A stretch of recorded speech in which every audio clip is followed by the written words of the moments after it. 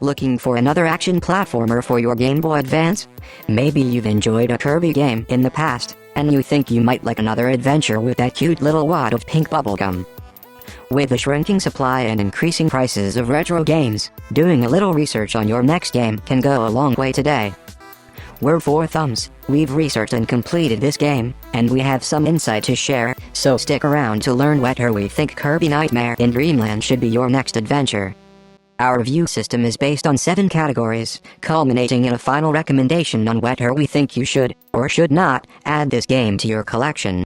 Those categories are content, presentation, satisfaction, length, replayability, portability, and value. After we get done rating all of that, we will share our final recommendations. If you'd like to skip ahead to a specific category, we've added timestamps to the video description below. Now, with introductions out of the way, let's get on with the review. Content. Kirby Nightmare in Dreamland is an action platformer for the Game Boy Advance. As a remake of the original Kirby's Adventure for the Nintendo Family Computer or FC, it fits well within the Kirby universe of games for Nintendo consoles. Developed by HAL Laboratories and published by Nintendo. Similar titles include Kirby's Dreamland or Yoshi's Island. The gameplay is simple and spans 45 stages over 8 levels. The game contains a very simple story with essentially 2 characters. King Dedede, the antagonist, has stolen the Dream Wand, given it to his henchmen to hide, and now luxuriates lazily in the Dream Fountain, causing the citizens of Dreamland to have terrible nightmares every time they go to sleep. Kirby, our pink protagonist, has puffed himself up in preparation for his quest to recover the Dream Wand and kick King Dedede out of the fountain, restoring dreams to all in the realm. The gameplay is smooth and Kirby is very responsive as he runs, jumps, flaps, ducks, and slides through the game stages. The mechanic of sucking up foes and then absorbing their powers adds a small variety of available play styles, and a few of the powers really transform Kirby and the way he can traverse the levels. Even though the quantity and variety of a fresh is low, the quality is high, so we're giving Kirby Nightmare in Dreamland a thumbs up here. Presentation. The small horde of Kirbys bouncing across the title screen really sets the bar high, and the rest of the visuals throughout consistently keep it there, especially in the later levels, which have a very retro outrun cyberpunk aesthetic, which we loved. The sound design and soundtrack also really delivered, a fact driven home by the way some of the levels' melodies got really stuck on our heads while we were editing our long play walkthrough for this game, link in the description. We're giving a thumbs up for the presentation for the overall polished and vivid aesthetic that definitely sells the Dreamland aesthetic. Satisfaction. A good game feels satisfying to beat, a truly great game feels satisfying continually as you play through it, and when you've completed it. With its cheerful aesthetic and simple game mechanics, the opportunities for satisfying moments can feel rare in a game like Kirby Nightmare in Dreamland. But they are there. Most of the satisfying moments came during clean boss fights, but there were the occasional bonus stage minigame what was also satisfying to win, and sometimes even more satisfying to unlock. This is because most of them are accessed through mini-secrets in the main stages, and some even require some light puzzle solving and quick timing to execute.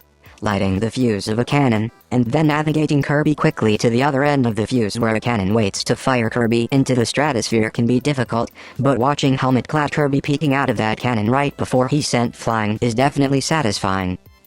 There was never really a dull or grainy moment while playing Kirby Nightmare in Dreamland, and that combined with the sprinkling of gameplay moments that put a smile on our faces, means we've got to give a thumbs up. Length. Length is a really difficult and possibly more than other categories, subjective metric. Some players prefer loads of content to play through, and others, who feel that their time for gaming is limited, prefer games to be more concise. We tend to fall into that second category. Our first playthrough took us just under 4 hours, and with the game never feeling like it was dragging, this felt just right to us, so we're giving Nightmare in Dreamland a thumbs up here. Replayability. There are many ways a game can offer replayability. Nightmare in Dreamland offers a boss endurance mode which is unlocked after you've completed the main story. Completing this extra mode will then unlock a final Meta Nightmare subgame where you play through the game as Kirby's rival Meta Knight, with reduced health and no saves. These extra modes add a lot of replay value for hardcore fans, and depending on how thorough you were in your first playthrough, we could also see players wanting to play through again, aiming for 100% of the secret level unlocks. We've even chatted about the fun that could be had by setting arbitrary rules to make new playthroughs feel fresh, like an only sword, only UFO, or no copy powers playthrough. The action platformer genre generally has fairly high replay value, with the fun coming more from the gameplay itself than any sort of riveting story with plot twists that lose their appeal once you've seen them. Add in the extra modes, including getting to play the entire game as Meta Knight, and we think Nightmare and Dreamland deserves a thumbs up for replayability. Portability. Being a handheld game, it is reasonable to expect Kirby, Nightmare and Dreamland to be suited to playing on the go. Short level design, frequent opportunities to save your game, or both can really go a long ways towards making the game portable. Luckily, Nightmare and Dreamland's levels are fairly short, and the game auto-saves to the cartridge after every level or continue, so it is very easy to jump into the game, play a stage and hop back out in just a few minutes. Definitely the kind of game that would allow you to sneak a stage or two while on the loo, which is sometimes all the chance we get in a busy day. Thumbs up. Value. Not all entertainment is cheap. For some generations, a few sticks and rocks out in the yard were all you needed, but that doesn't really cut it for us. That said, we feel that a game should balance the quality of the entertainment with the price. Kirby Nightmare and Dreamland is currently selling secondhand on marketplaces like eBay for about $30, and we feel that this is great value. It is still cheaper by the hour than going to the movies, which feels like a fair benchmark. We're giving Nightmare and Dreamland a thumbs up for value. Final recommendation. It is easy to make a recommendation for this game. It has plenty of appeal and delivers a solid experience. If you are a new gamer, or even a non-gamer just getting into the hobby, this game is very approachable while still offering a challenge which is rewarding to overcome. If you are a fan of platformer games, or even action platforming games, then we can also recommend this game to you. Finally, if you are a fan of the Kirby franchise, then this game gets a double recommendation from us, because you are likely already aware of what you are getting into, you like it, and you are a fan of the little pink balloon too. That's it.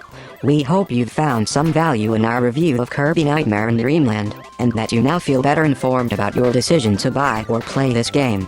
Please let us know in the comments below if you've decided in favor or against getting yourself a copy of Nightmare and Dreamland.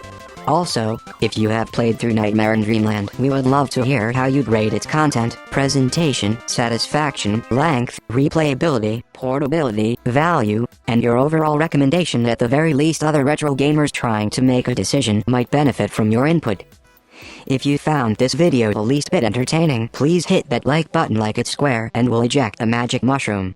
And, if you don't want to miss our future retro gaming uploads, consider subscribing to our channel.